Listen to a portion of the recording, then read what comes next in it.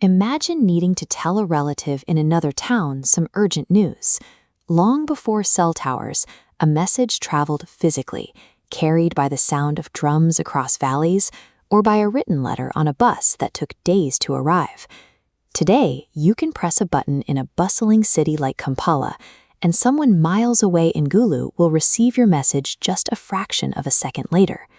This animated timeline shows exactly how our tools have evolved.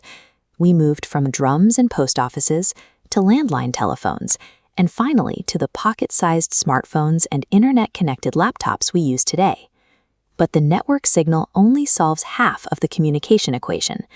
The wires and satellites can carry your data across the country, but you are the one who has to supply the right words, the correct grammar, and the proper manners to make that data meaningful.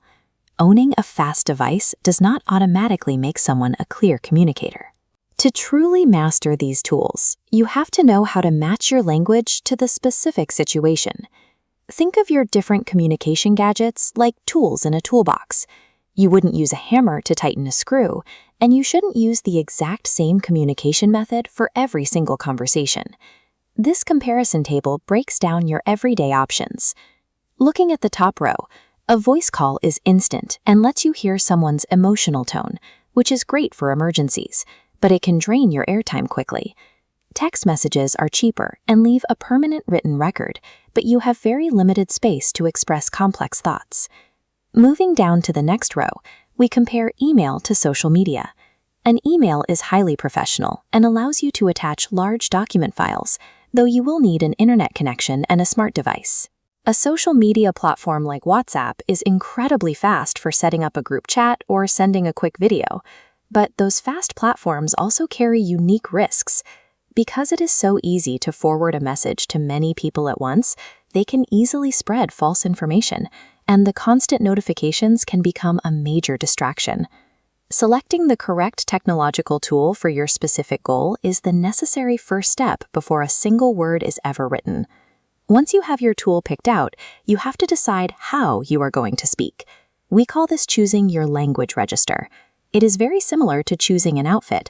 You wouldn't wear your casual weekend clothes to a formal school assembly.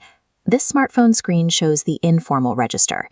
It uses relaxed language, slang, and heavy abbreviations, like spelling "see you later" with letters and numbers. You reserve this completely casual style exclusively for your close friends and family. The formal register is your professional uniform.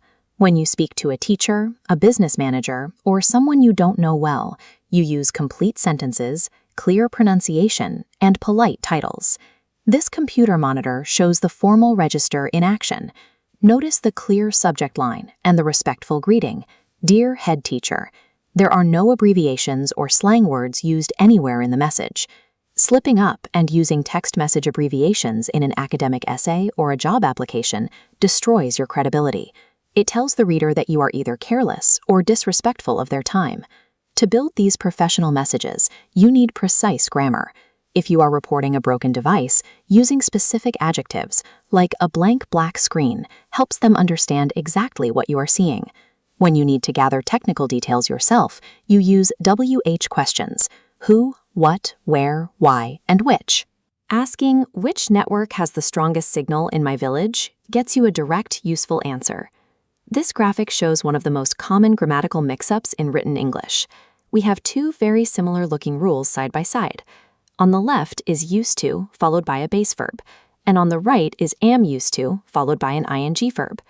Looking at the left side, we apply this rule to describe a habit that happened in the past but has completely stopped. For example, people used to write letters before they got mobile phones.